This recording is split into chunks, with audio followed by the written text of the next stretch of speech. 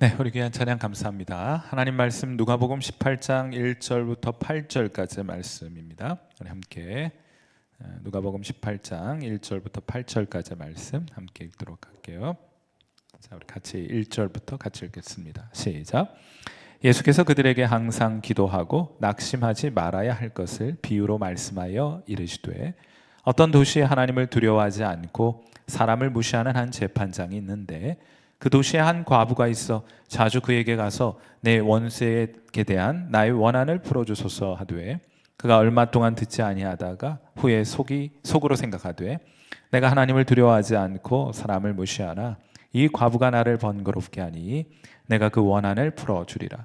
그렇지 않으면 늘 와서 나를 괴롭게 하리라 하였느니라. 주께서 또 이르시되, 불의한 재판장이 말한 것을 들으라. 하물며 하나님께서 그 밤낮 부르짖는 택하신 자들의 원한을 풀어주지 아니하시겠느냐? 그들에게 오래 참으시겠느냐? 내가 너에게 이르노니 속히 그 원한을 풀어주시리라. 그러나 인자가 올 때 세상에서 믿음을 보겠느냐 하시니라. 아멘. 자, 우리 지난주 금요 기도 시간에 우리 겨자씨 하나일 만한 믿음이 있으면은 이 산더러 뽑혀가지고 뽕나무더러 뽑혀가지고 바다에 심겨져라.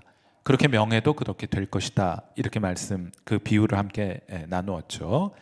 겨자씨 하나일 만한 믿음이 너에게 있다면, 그런 믿음이 있다는 것입니다. 그러나 이 뽕나무더러 뿌리가 뽑혀 바다에 심겨라 하였을 것인데, 그런데 실상은 너희가 그렇게 하고 있지 않다. 그래서 아무런 일도 일어나고 있지 않다. 그러나 그렇게 하면 뽕나무도 순종하게 될 것이다. 이런 말씀 해주셨고요. 물론 뽕나무를 뽑아다 바다에 심으면 그게 우리에게 무슨 유익이 있겠어요? 이 비유는 용서의 문맥에서 등장하는 비유로, 할 수만 없다, 할 수 없다고만 하지 말고 용서를 선언해라, 용서를 선택하라. 그러면 놀라운 일들이 일어나게 될 것이다 하는 것을 예수님께서 말씀해 주신 거예요. 자, 그리고 이어서 오늘 본문에 또 하나의 비유가 등장하게 되는데, 예수님께서는 지난 비유를 통해서 우리에게 용서를 가르쳐 주셨다면, 이 비유를 통해서는 기도에 관해 교훈하고 가르치고 계십니다. 자, 이 비유의 요점은 매우 명확하게 제시가 되어 있는데, 그 비유의 요점을 파악하려면 제일 앞이나 제일 마지막 부분을 보시면 돼요. 거기에 잘 요약이 되어 있기 때문입니다. 이 비유의 요점, 오늘 우리가 읽은 본문의 요점은 누가복음 18장 1절에 요약이 되어 있습니다. 예수께서 이르시되 그들에게 항상 기도하고 낙심하지 말아야 할 것을 비유로 말씀하셨다. 자, 그러니까 이 비유의 요점은 뭔가 하면 항상 기도하고 대신 낙심하지 말아라. 이 내용을 전달하기 위해서 예수님께서 우리 이해 쉽게 도와주시기 위해서 비유를 들어 주신 것입니다. 자, 항상 기도하고 낙심하지 말아라. 낙심스러운 상황이 있다는 것 아니겠습니까? 그게 우리의 삶이니까요. 그게 오늘 우리가 살아가는 현실이기 때문입니다. 낙심스러운 상황이 언제나 우리 가운데 있기 때문에 낙심하지 말고 기도하라는 거예요. 당장에 어렵거나 힘들거나 낙심스러운 상황이 되면은 막 그냥 신세한탄하고 속상하고 힘이 들어가지고 막 거기 호적호적 거리고 있는데, 오히려 기도하지 못하게 되지 않습니까? 그러니까 낙심스러운 상황을 만나더라도 너희는 하나님 앞에 나와 기도해라, 이렇게 말씀하시는 거예요. 우리가 낙심하지 말고 기도해야 되는 첫 번째 이유는 우리의 현실이 낙심스러운 것들로 가득 채워져 있기 때문일 것입니다. 그런데 또 하나의 낙심거리가 있어요. 그게 뭔가 하면, 좋습니다, 이런 낙심스러운 상황을 만나서 내가 주님의 말씀을 따라 기도의 자리로 나아가 기도합니다. 그런데 그 기도하는 자리에서도 낙심을 경험하게 돼요. 왜냐하면 또 다른 낙심의 이유는 타이밍과 관련된 것이기 때문입니다. 무슨 말인가 하면, 우리는 우리가 원하는 때 하나님 열심히 기도하면, 조금만 더 기도하면 바로 요만큼 앞에 가서 우리의 기도대로 응답해 주실 것을 기대한다고요. 그런데 하나님의 응답의 때는 우리가 바라는 기도 응답의 때와 같지 않을 때가 많습니다. 그때 낙심하는 거예요. 뭐 기도해봐야 소용없네, 이렇게 계속 기도해서 무슨 소용이 있을까?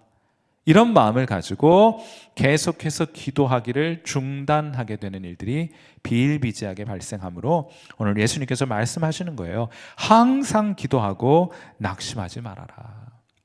상황이 낙심스러워도 낙심하지 말고 기도해야 되고, 너희가 기도의 자리에서 기도 응답이 빨리 오지 않는다고 해서 낙심하지 말고 그때에도 기도해야 한다 하는 가르침을 예수님께서 우리에게 주시는 겁니다. 우리도 이런 고민들이 많죠. 기도했는데 당장 기도의 응답이 주어지지 않아서 낙심하고 기도를 포기해 버릴 때가 얼마나 많이 있습니까? 그런데 저도 이제 그런 생각 해봤어요. 세상에 사람들, 성도들이 얼마나 많아요. 성도들 각자가 자기가 바라고 원하는 것들 다 기도에 하나님께 기도로 막 올려드리는데 얼마나 많은 사람들이 하나님께 기도를 올려드립니까? 그런데 하나님께서 그 기도를 듣자마자 그 기도대로 응답을 막 해주시게 되면은 어떤 일이 벌어지게 될까? 그러니까 예컨대 이런 생각을 해봐요. 하나님께는 우산장수와 소금장수 아들을 하나님이 두신 것 같다. 우산장수는 맨날 하나님 앞에 비 달라 하는 거예요. 왜요? 우산 팔아 먹어야 되니까. 하나님 비 주세요. 그때마다 비를 주시면 그 비 때문에 소금 다 녹아버리게 되지 않겠습니까? 그럼 소금 장수 아들은 어떻게 됩니까? 그러니까 하나님께서는 최소한 이 상황에 보면 2차 방정식인 거예요. 그런데 제가 아주 간편하게 아주 간략화해가지고 하나님께는 소금 장수도 있고 우산 장수도 있다 이렇게 말씀을 드렸고, 비달라는 우산 장수의 기도의 응답을 계속 주시게 되면 소금 장수 큰일 나는 일이고, 소금 장수는 비 오면 안 되니까 쨍쨍한 날만 계속된다면 우산 장수 큰일 날 일이니까 하나님께서는 이 때를 따라 비를 내리심으로 우산 장수도 만족해하고 소금 장수도 만족해야 되니 하나님 얼마나 속이 복잡하시겠어요. 그런데 아들이 둘만 있겠습니까? 하나님은 이보다 수만 배는 어려운 방정식 앞에서 하나님 이 문제를 풀고 계신 거예요. 하나님은 그걸 지금 풀어가고 계십니다. 그러나 반드시 풀리게 될 거예요. 우산 장수에게는 비를 주실 것입니다. 그리고 소금 장수에게는 쨍쨍한 햇살을 허락해 주실 거예요. 하나님 풀고 계시니까. 그러므로 하나님을 신뢰하시고, 우리가 기도하는 것 왜 빨리빨리 응답되지 않는가? 하나님 지금 굉장히 복잡한 방정식을 풀고 계시니 우리의 때가 되면 하나님 우리에게 기도의 응답을 주실 것이니 그때까지 기도해야 된다. 이 교훈을 오늘 비유를 통해서 하나 얻을 수 있겠고, 이 비유의 두 번째 요점은 그럼에도 불구하고 기도해야 한다는 것입니다. 여러분, 기도하지 않으면 아무 일도 일어나지 않습니다. 기도한다고 당장 답이 주어지는 것은 아니지만, 기도하지 않으면 기도하지 않았기 때문에 그에 상응하는 답은 존재하지 않는 거예요. 그러니까 기도해야 합니다. 설령 기도했더라도 그 즉시 응답이 없을 수는 있겠지만은 기도하지 않는 사람들이 생각하는 것처럼 그렇게 늦지만은 않을 것입니다. 자, 누가복음 18장 7절 말씀. 하물며 하나님께서 그 밤낮 부르짖는 택하신 자들의 원한을 주지 아니하시겠느냐? 그들에게 오래 참으시겠느냐? 우리가 생각하는 것보다는 조금 막 당장에 이루어지지는 않는다고 하더라도 기도하지 않는 사람들이 뭐 기도해봐야 소용이 있겠어 하는 것보다는 훨씬 더 빨리 기도의 응답 주시겠다고 말씀하시는 겁니다. 여러분, 이게 우리의 딜레마예요. 우리가 바라는 때와 하나님의 때가 서로 차이를 만들기 때문에 그 간격이 생기게 되잖아요. 그 간격을 채우는 것이 믿음입니다. 누가복음 18장 8절 말씀. 내가 너에게 이르노니 속히 그 원한을 풀어 주시리라. 그러나 인자가 올 때 세상에서 무엇을 보겠느냐고요? 믿음을 보겠느냐 하시니라. 아멘. 믿음 있는 사람이 당장에 응답되지 않는다고 하더라도 하나님의 응답은 우리의 때와 좀 달리 좀 앞에 있을지 모르지만은 그 간격을 믿음으로 채워 계속해서 기도하는 자리를 지키게 된다는 것을 말씀해 주고 계신 거예요. 믿음 있는 사람은 기도합니다. 기도하는 사람이 믿음이 있는 사람이에요. 아멘이십니까? 정확해요. 믿음 있는 사람이 기도해요. 기도하는 사람이 믿음이 있는 겁니다. 나 믿음 있는데 기도하지 않는다? 믿음 없는 거예요. 그러므로 사랑하는 성도 여러분, 낙심스러운 상황을 만나더라도 하나님 앞에 나와 항상 기도하시는 여러분 되시기를 행여 그런 기도의 삶이 여러 가지 이유로 무너졌고 기도하지 않은 채 일주일을 지냈는지 모르겠지만 주님의 음성 듣고 다시금 기도의 재단을 회복하시는 저와 여러분 되시기를 주님의 이름으로 축원해 드립니다. 오늘 비유 속 과부로부터 기도를 하나 배워야 되는데 그게 뭔가 하면 포기하지 않고 밤낮 조르는 기도, 이걸 좀 배워야 하겠습니다. 자, 우리 조금 노골적으로 표현하자면 하나님을 괴롭히는 기도. 야, 이거 스토킹 기도.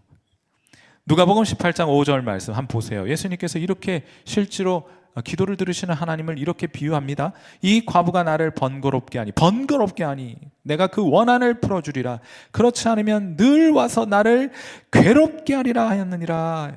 괴로워요. 막 계속 그만 기도하니까 괴로워요. 하나님 비를 주세요. 막 계속. 그 우산 저 소금 장수는 어떡하니? 그래도 비를 주세요. 그럼 하나님께서 햇빛 쨍쨍 주고 비를 주실 수도 있지만은 비 먼저 주시고 햇빛 쨍쨍 나중에 주실 수도 있는 것 아니겠어요? 그러니까 여러분 밤낮 조르는 기도로 하나님을 괴롭히시는 여러분 되시기를 축원해 드립니다.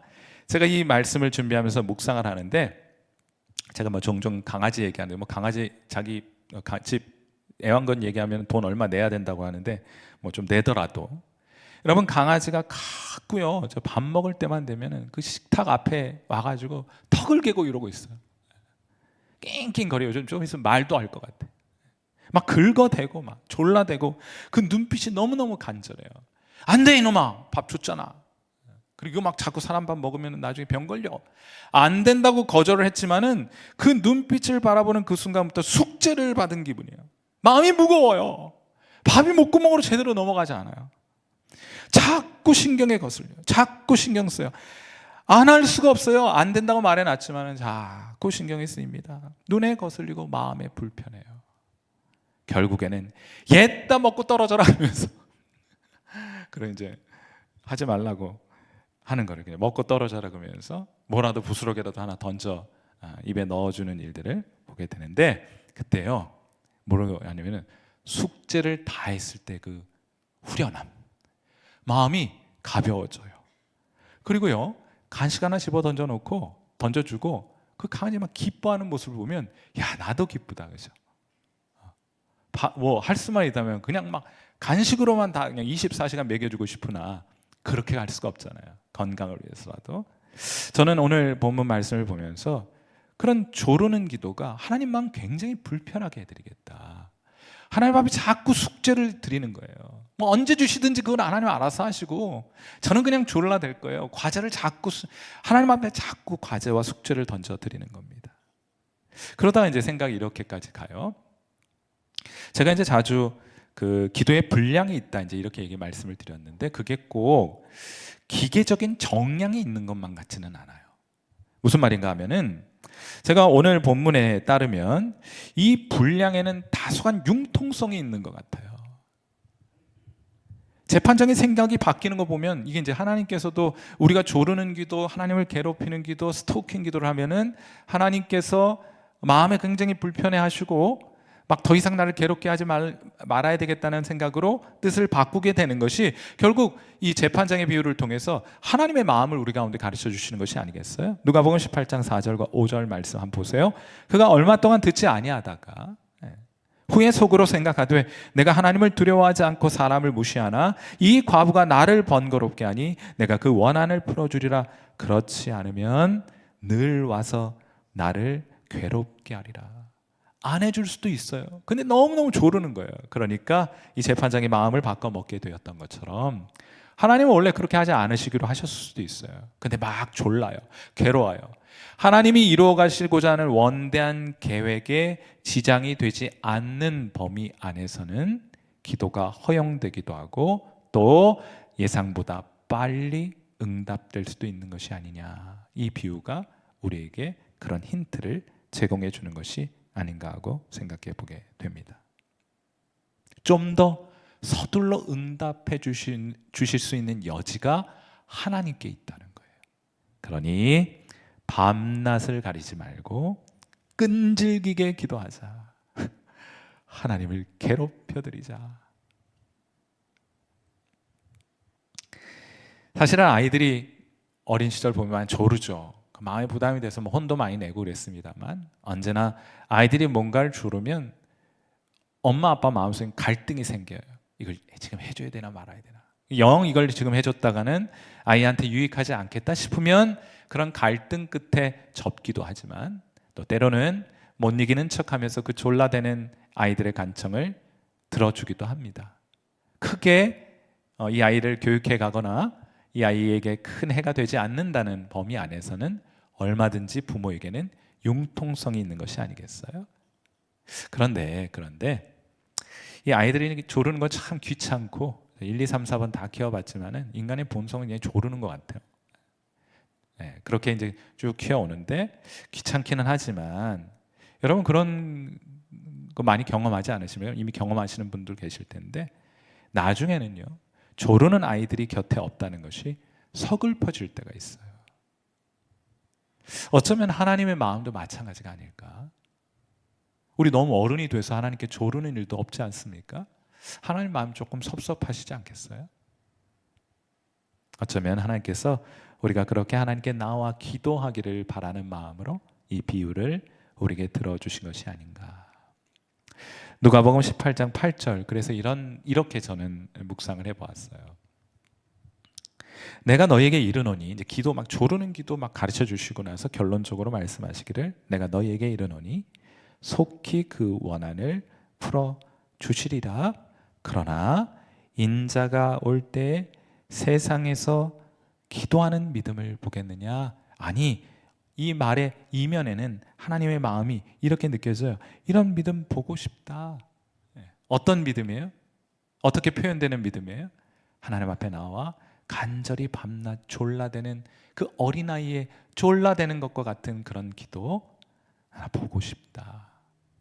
이렇게 말씀해주고 계신 것이 아닌가 하고 생각해 보게 됩니다.